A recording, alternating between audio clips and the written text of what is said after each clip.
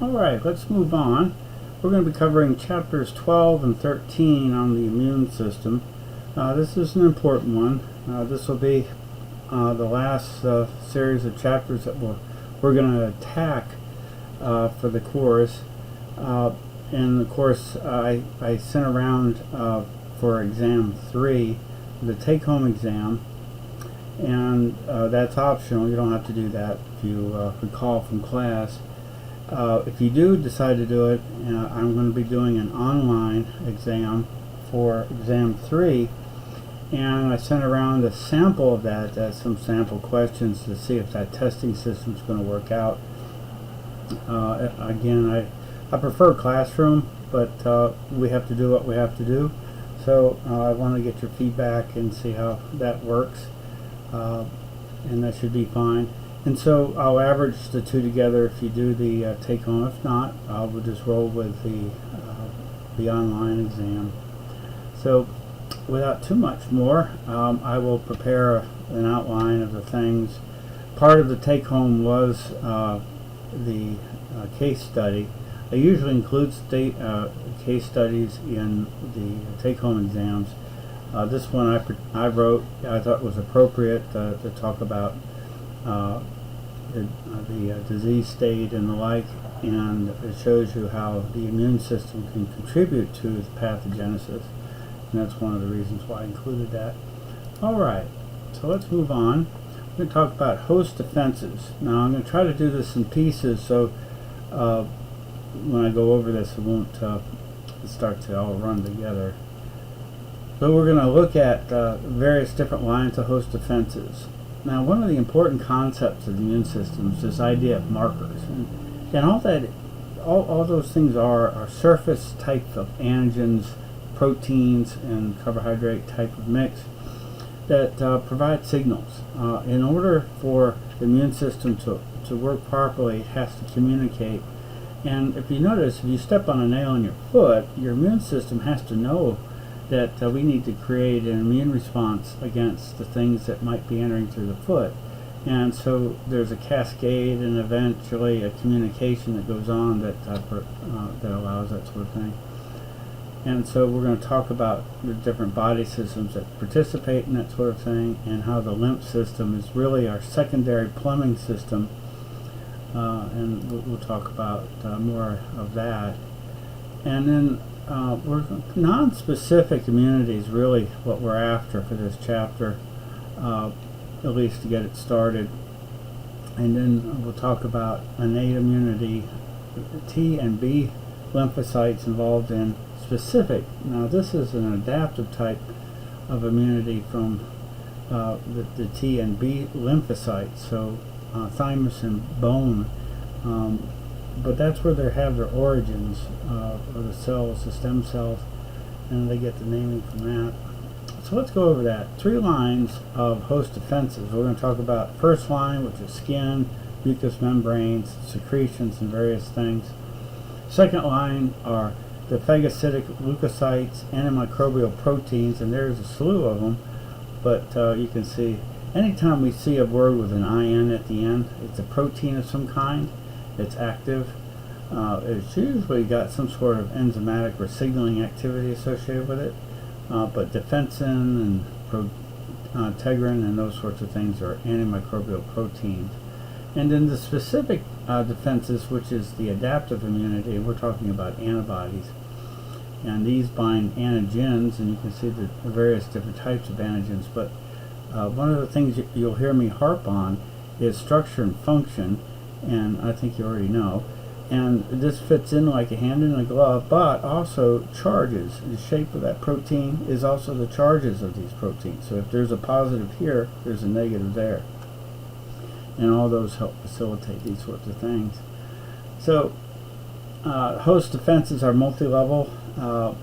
We have any barrier that we have. Our skin is, amazing. It's got dead cells at the surface, as the cells slough, and they essentially just putting dead bodies all over the surface of our skin and trying to block any potential invasion. Limits access. Anything that's not considered true immune response it's sort of the first line. It's generic, very general in function. The second line is internalized systems to protect cells, includes inflammation, which is part of the immune response but also is damaging if it's gone on for very long. Acts rapidly at both at the local and systemic levels once the first line of defense has been overcome. The third line is acquired or individual basis for foreign substance. These react specifically with a microbe and make these unique antibody or unique protective substances, part of the immune system. Pretty straightforward. There's nothing really there.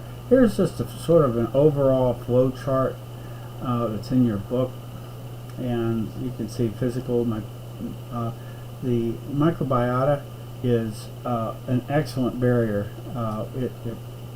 We have bacteria all over our bodies, as we already know, and they act as a way to sort of like I was on the line on a football team, and the idea is the guard or the tackles protect the quarterback, and so that's sort of what the microbiota are doing, is they're blocking chemical barriers. The second line, we look at more of the antimicrobial products and just clearing out cells, sort of generic.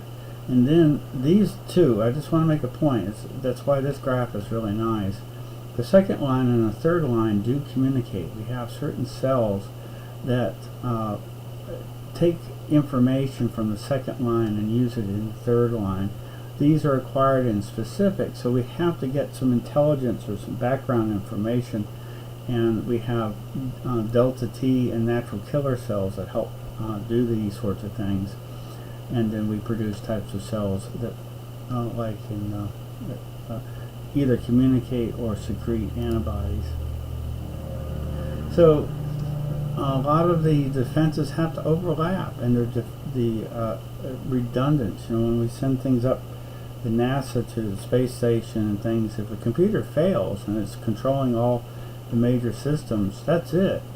And we never send vehicles up there with just one system. Usually they're triply redundant, and if one system fails, another system takes over, and it's sort of what we have with the overlapping going on here. And so it's a sort of the overall big picture of all the different body defenses that are going on.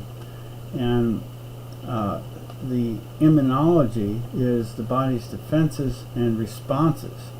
And one of the things I stress upon is the immune system also takes out rogue cancer cells, or the cells that are cancerous, and that's why it's really important to have a good immune system, especially if one is sick, to make sure that these things don't sort of occur for us, like cancers and things like that. So a healthy functioning immune system is responsible for surveillance, recognition of foreign materials, and then destructing, usually taking them in and putting them through a sort of a shredder, a paper shredder or something like that, just getting it and actually recycle some of that material so we can use it for our own. So white blood cell counts we know about. Usually we can think about if somebody has a heightened white blood cell count, there's some sort of infection of some kind. While we're searching for potential pathogens, we have to be able to recognize from self and non-self. So anything that's after a certain stage, age of development, it's sort of like pushing the tear button on the balance, if you recall. Pushing a tear button, let's say we have a weigh boat and we want to put things in it it's like media or something. We put a weigh boat on there, tear it, so the weigh boat doesn't add anything to the weight now, because the scale doesn't even count that as part of the weight. It's zero. And that's sort of what the immune system does. Okay, we're not going to create an immune response to any of these things, and then after this point, any new antigens that emerge, we create now an immune response. And that's being able to distinguish between those two is central to the immune system. If we have a problem, autoimmune conditions are responsible for lots of ills. We have all sorts of diseases that sort of go with autoimmune type of disorders. Your body's creating an immune response against itself, and that's not a good thing. The immune system evaluates cells by these markers. They consist of proteins or sugars. That's how our body communicates, is the interaction of proteins, one side of cell to another. They may be in one state, and then as something happens, it may change its state and communicate with another cell, causing it now to change shape to communicate the next cell, and on and on and on. And it's an important communication. And now they don't have cell phones and internet, so they do this with a series of proteins and sugars, and these are very specific. Allow cells of the immune system to identify whether a newly discovered cell possesses a threat or should be marked for destruction. So we have these types of sort of like toggle switches. If these switches are thrown, and then certain things happen. So microorganisms or toxins, whatever, can trigger the innate immune response. And there are certain patterns of receptors we're finding and grouping these in the last 10 years or so. And we recognize these types of patterns. So it's sort of like a series of switches. When it sees it switches up, down, various configurations, then it seems to recognize a certain class or a group of types of threats, and then the response is equal to that particular threat.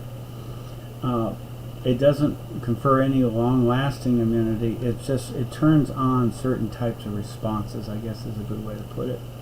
So the patterns that are recognized by these types of systems have names, of course, and we have pattern recognition receptors, PRRs, to recognize molecular structures. That's the proteins and carbohydrates, which are essentially from the stem cells, which are sort of configured for this. Those are the ones with the switches, which detect molecules for a typical pathogen that may express these types of proteins. And they can detect them. And these cells, such as dendritic, macrophage, monocytes, all these sorts of things, have pattern-associated, pathogen-associated molecular patterns. There's just a series of these proteins on the surface, and they're configured this certain way. Then they sort of let the immune system know what type of microbial pathogen and how they deal with it. It's a learned behavior, or a system is trained. Damage-associated molecular patterns, which are associated with components of host cells that are released during cell damage. So even the type of damage that occurs from these types of pathogens give more intelligence or information on how to respond to it. Does that make sense? PAMPs are the protein or pathogen-associated patterns, and then you have, after they elicit some damage, even that's a signature that the immune system can use. So we have the pathogen-associated molecular patterns, pattern recognition receptors, and non-self proteins that are not harmful are generally recognized, such as the immune system signal not to react. So there's certain things like DNA and things that we don't want to have a cellular reaction or an immune reaction to, but we do want to have the pathogens and things that are harming us to trigger that immune response. And so they have labels for these, and so they're PAMPs and PRRs. One of the things that I try to make clear is the immune system is a rather integral type of network. It's not as a single well-defined type of site. It's like diffused everywhere, which is what we want.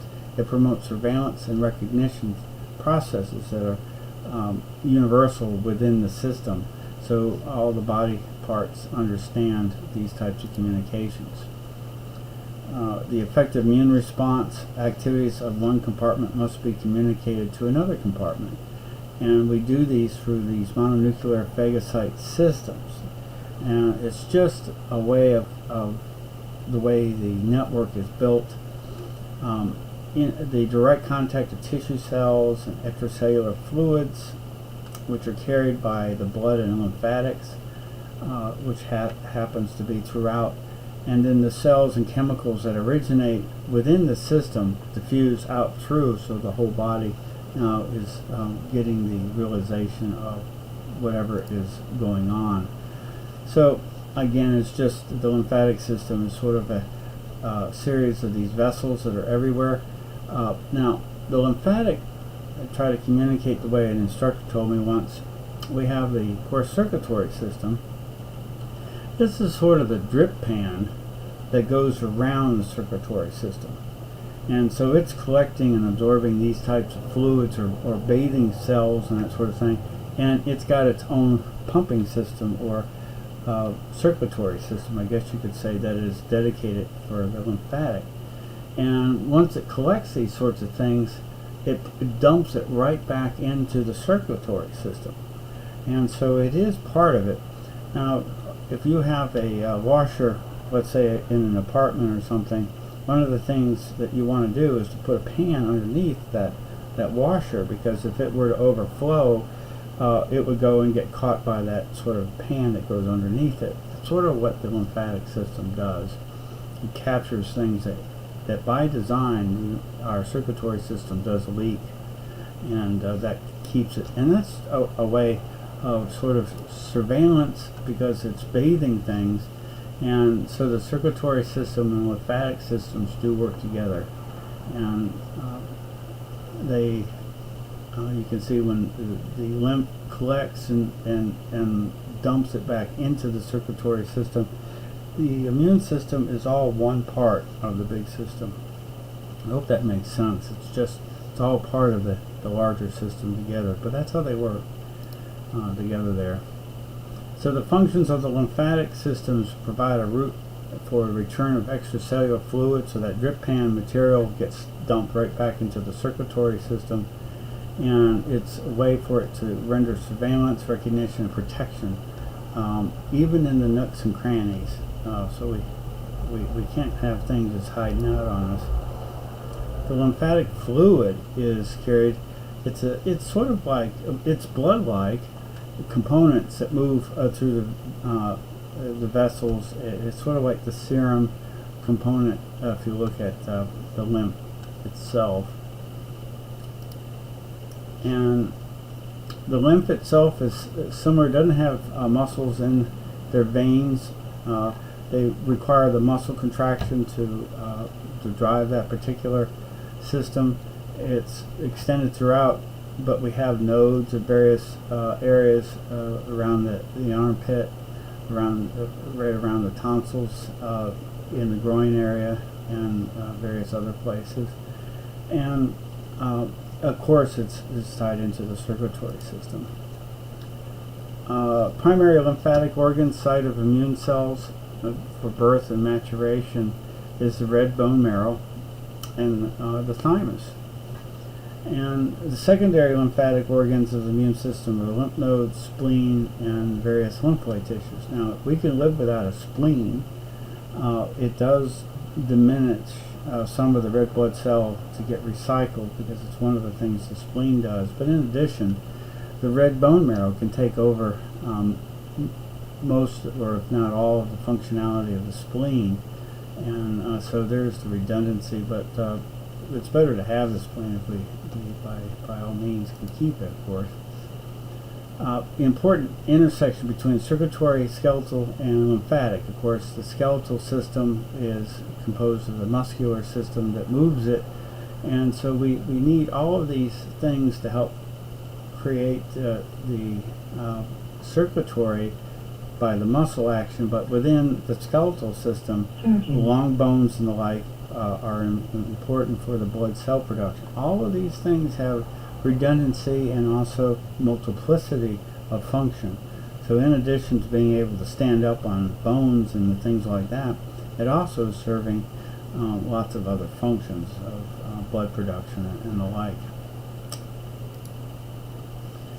Thymus is the site of T cell maturation, originates within two lobes of the lower neck region, The naive T cells develop a specificity and then are released and circulate through as mature T cells, and they settle in within the lymph nodes and the spleen. So they're sort of like the police are trained, let's say up at the FBI training center, and then they're released, and then they go at various offices and distributed throughout with the training, with the knowledge, and the ability to do things, and they're policing on a distributed basis.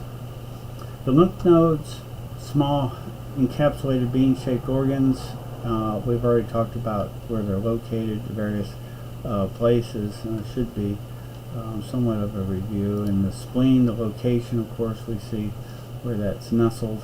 Found in the upper left portion of the abdominal cavity, serves as the filter for blood. It's also the recycling center for red blood cells, filters pathogens from blood by the macrophages because they hang out there.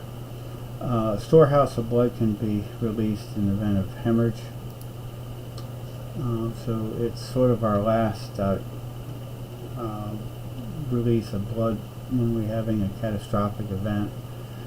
Associated lymphoid tissues, discrete bundles of lymphocytes at many sites are just beneath the skin and mucosal surfaces. Positioning of this diffuse system is effective first strike. So these are two that we use, skin-associated and mucosal-associated lymphoid tissues. And so they have, of course, salt and malt. And well, just use the acronyms as a way to remember it. And I never liked salt in my malt. That's kind of how I remember. But you can see the specialized immune barrier. So we have the gut-associated, we have a BALT as well, which your book doesn't refer to, but that's bronchial, which is really important. And MALT is your genital system. So the GALT and the BALT, but they're composed of the lymphoid tissue that are sort of weaponizing those areas against any potential invaders. Tonsils are an active source of lymphocytes in and around our pharynx. The breasts of pregnant and lactating women also become temporary sites of anti-producing lymphoid tissues. And the GALT is, which we're really learning more and more about what the appendix does, and there's an interesting theory about that. I was reading, one had hypothesized that the idea was the appendix was going to recycle our digestive system so we get more benefit out of the food, but it just didn't seem to survive through evolution or whatever. But anyhow, it could be sort of the location where some of the microbiota or probiotic type bacteria constantly are seeding the gut area. The lacteals and Peyer's patches, these are aggregates of lymphocytes in the ileum of the small intestine. You can imagine that there's a huge amount of interaction and potential for pathogens and the like, and Peyer's patches serve a really, really good heightened surveillance system in those areas that could be trouble, like the small intestine. So the blood, of course, we know the plasma is about 55%, platelets and red blood cells. And so the serum is essentially the same as plasma, except that in a clear fluid from clotted blood is used in immune testing and therapy. Hemopoiesis is the production of blood cells. So hematopoiesis means to bring into formation or existence. And what are you bringing in? Blood. And it's just a system of doing that. So hemopoiesis. Stem cells, primary precursor of new blood cells. Yeah. The stem cells are interesting. They have the keys to the kingdom. In other words, certain cells that these produce, they take away the keys, so they can't go in and start turning on genes and things to reproduce or to create themselves again. But stem cells have the keys. They can do that. They can change. And so they can now differentiate into other types of cells because they have the genetics to do that. Well, the regulatory part of the genetics to turn it on and turn it off. where the cells that they make, the ones that actually are produced by these, do not have that ability. Some become red blood cells, platelets, and that sort of thing, and that's how that propagates. You can see, and this should be review. I mean, I don't know how many times we've probably been through the types of cells, but these are the ones that we're interested in, the macrophages and dendritic cells as part of the immune response.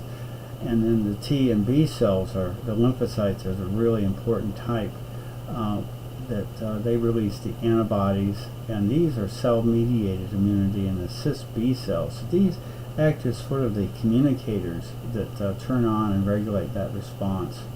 Then you have those cells that carry those little black suitcases that have the keys to the codes that sort of like a nuclear weapon.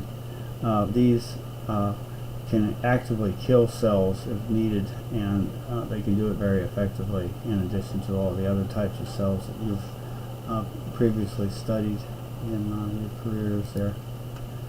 Cytokines are small active molecules secreted to regulate, stimulate, suppress, and otherwise control aspects of cellular inflammation and immunity. So these are the cells that communicate cytokines, produced by monocytes, macrophages, and various types, mast cells, platelets. We know in mast cells, for example, you have something you're allergic to, the antibodies that are on the surface of the mast cells, that they bind these sorts of antigens, and then they trigger the release of histamines, and that is a cytokine. And histamine causes the nose to run and all sorts of things. And so that's what they mean by these small active molecules that cause these effects. Could be short-term or long-term, non-specific. So just think of a runny nose when you think of cytokines, and you get the idea. And so these are cytokine-producing cells, and then you have the cytokines being released in receptors, and then they have the effects of whatever they are on those particular cells. And what are those? So here's the cytokines, and these are important to know. The pro-inflammatory cytokines encourage specific and non-specific immune responses. These are the interleukins, and they have certain targets. I just want you to know the general parts. We have the pro-inflammatory, anti-inflammatory things. As you knew or do know, in our central nervous system, and we have the peripheral nervous system, but what it's a balance of yang, one's pulling, one's pushing. It's constantly that battle of control, and that's what we see here, is keeping it in check. So sometimes it may swing in one way or the other, but they're antagonizing each other to maintain a balance. Serotonin and histamines, those are the ones, the histamines released with the mast cells. They're vasodilators and vasoconstrictors. They can change the diameter of blood vessels, as we know, and then they can get certain effects. And then growth factors and things that create red blood cells, like the erythropoietin and interleukins and various things like that. Just be familiar with that. Reticulum, or a series of rooms, to support a network of connective tissue fibers that permeate. They interconnect nearby cells and meshes with the massive connective tissue that surrounds every organ. Phagocytes are enmeshed in this network, are collectively called the mononuclear phagocytic system. So you can see the dendritic and the macrophages. So it's sort of intracellular communication that's going on, and the constant bathing. And so there's the phagocytes that have the ability to clean and go around and get certain things cleared out. So the mononuclear phagocytic system is found in the thymus, the lymph, tonsil, spleen, lymphoid tissues, and they're loaded with white blood cells called macrophages, waiting to attack, as I just showed you the image for that.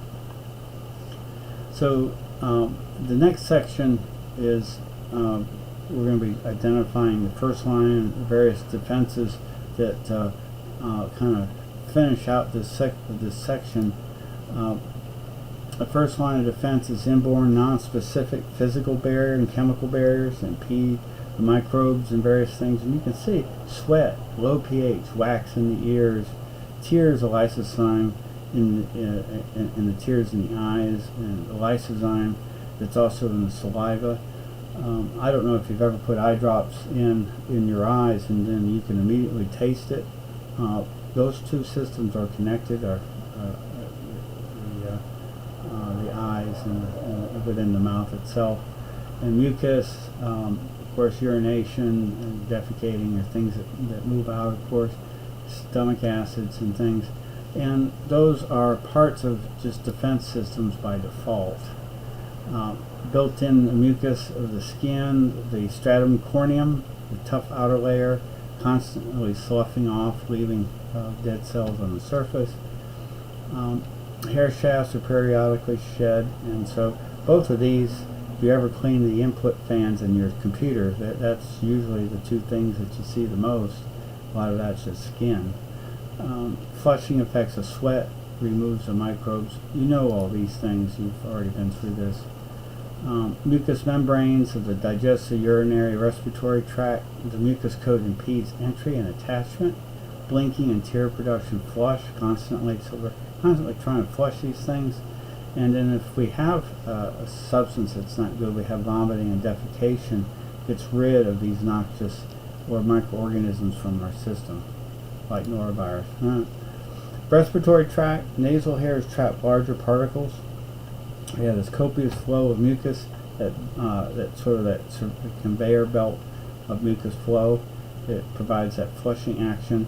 The ciliated epithelium conveys these particles that are trapped. We sneeze and other types of things are expelled through that, which is problematic for the virus that we're dealing with right now. But you can see the ciliary action moves things upward and gets them out. The lungs are sort of in a bad position because a lot of times when things get in, they can't get out, and the best thing we can do is to try to have it stick to these surfaces, and then this constant ciliary action moves it up and out, and we cough it up and get rid of it. And that's kind of crude, but that's what it does. The genital urinary tract, continuous trickling of urine, periodic bladder emptying, flushing the urethra, and certain secretions of the lower reproductive tract. The same thing, it's just a constant sort of flushing. But it's true, men and women, the flushing action that it occurs throughout. And these things have to kind of constantly work in order to get things done. The human microbiome is a form of structural barrier. It can block access of pathogens. If they're taking up sites where these pathogens can bind, then they're doing a very important job. They create an unfavorable environment for pathogens by competing for limited nutrients, so they kind of take away the food and that sort of thing. Crohn's and all sorts of colitis could be the result of attempts to free our environment of microbes, and then we get the over-treatment of antibiotics and other things, and our gut just doesn't have the proper responses in population, and we get these sorts of imbalances. Lactic acid and electrolyte concentration of sweat is deleterious to bacteria, so it's antimicrobial. We have an acid pH. Fatty acids are also antimicrobial. Hydrochloric acid of the stomach, of course, just blows the membranes apart. Digestive juices and bile in the intestines. Antimicrobial chemicals like in semen.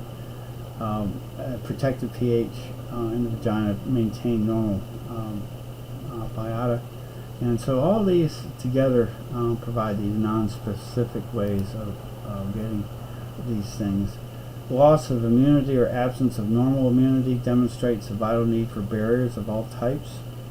The first line of defense alone is not sufficient, but we have all the other responses that we've talked about that play in that are generic that stop this. So the second line of defense, we're going to continue on with the next part 2. I'm going to stop here, and it's a lot of material, but A lot of it you've already seen, so again, what you do is an inventory. Things that you already know, you don't worry about those, and things that are new or something that you need to study, well, there you go. Study those sorts of things, and I will pick you up later on this week with part 2, and we'll finish out chapter 12, and there'll be some other materials that'll help you study for this that are already placed on Blackboard. I have some alternate immunology type of sources that you can go to on the course resources and also within the folder itself for the chapters 12 and 13. And you know, feel free to Google these things and at least try to get as best of understanding you can. I'll talk to you really soon.